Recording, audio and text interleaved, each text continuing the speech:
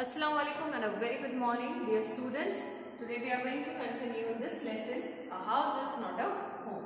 So we have seen so far that the writer wants to go back. Yes, here. Now you can see. The writer wants to go back after his mother, but the fireman stops him. And he says that the other firemen, those who have gone inside, would be back with her safely. It's alright, they will get her, he said. He wrapped a blanket around me and sat me down in our car. Soon after that, a fireman emerged from our house. So what did the fireman do? He stopped him from going inside because the house has got fire on the roof, inside the house and everywhere, and it was now risky, very dangerous to go inside because everything else has been into fire. So there are chances that something may fall down which is under fire and some injuries, some casualties may be there. Soon after, few firemen came out from the house. Now when they came out, they have told his mom. So that into means behind. What does into? Behind. So they have carried his mother behind them. He quickly took her over to the truck and put an oxygen mask on her. So when the fireman brought out the writer's mother, she was taken to the truck and maybe loaded with medical facilities. So they have taken the writer's mother into the truck and they have put oxygen mask on her face. Why do you think oxygen mask is put on her face? Just because the whole house has caught fire, lot of smoke must be there, and due to she must have inhaled lot of smoke being inside the room. So it may so happen she cannot breathe and feel choked. So that is why mask is put around her face.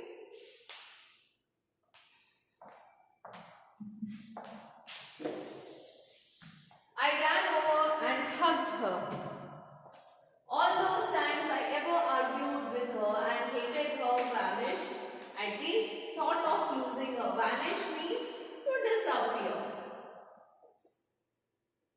So the writer says that when he saw his mother not in her consciousness, unconscious, and when he saw the fireman putting mask over her face, he was so disturbed and upset, and he thought he was scared with the thought of losing his mother. And many times, as you do with your parents, sometimes you get angry and you argue. At the same time, similarly, the writer had also fought many times and argued many times with his mother. So when he saw his mother in that situation, all those thoughts, when he had fought and argued with his mother, all those thoughts vanished away, and he just went near her and hugged her, because losing your parents is a great pain, right? Losing parents, someone's parent, is a great pain. So all those things, all those thoughts vanished. She is going to be okay, said the fireman. She just inhaled a little smoke. And then he ran back to fight the fire while my mother and I sat there dazed. I remember watching my house burn down and thinking that there was nothing I could do about it. So what has happened then? The fireman, he consoled the writer, saying that everything is going to be okay. She is also going to be fine after some time. And he says that I cannot forget that day when he and his mother, they just sat down seeing their whole house burning in front of them, and they were helpless. They cannot stop it. The firemen definitely tried to stop the fire, put off the fire with the fire brigade, but they couldn't save the house, and there was nothing they can save. 5 hours later, the fire was finally out. So how long the fire was there in the house? It was around for 5 hours.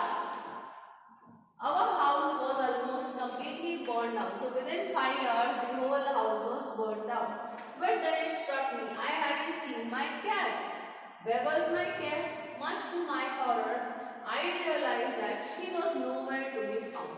Now when his whole house has burned down, when his mother, who was choked, was put mask and now she had regained her consciousness.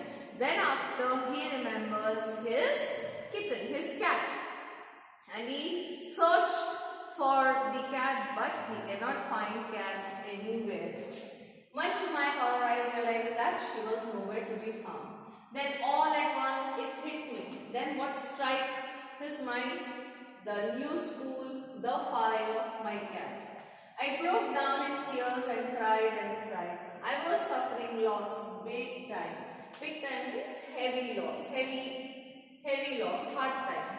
Heavy loss or hard time. So, all those things, which has happened to him, now he is connecting each event with what is happening in his life. He says that new school, since when he has left his old school and he has taken admission in the new school, all things are not doing well. He doesn't like the new school. Now he is connecting the events that are making his life horrible. So, new school he doesn't like, and then there was fire. So again it's a misfortune, and again his own loving cat is also not to be found anywhere. So then, thinking all these losses, he started crying. He broke down into tears, means he had cried a lot. He cried a lot. The firemen wouldn't let us go back into the house that time. So because everything was burnt into the house, and there must be many toxic gases, there are chances for dangerous blast inside the house or anything. Any furniture or any pillar can fall down, causing heavy injuries, accidents. So the fireman did not allow the writer and his mother to go inside the house that night. It was still too dangerous, dead or alive. I couldn't imagine living without knowing about my cat. So he had to leave that place. Okay, he tried to get his cat back, but he did not found his cat. So he had to go to the safer place. He had to go to the safer place without his own cat.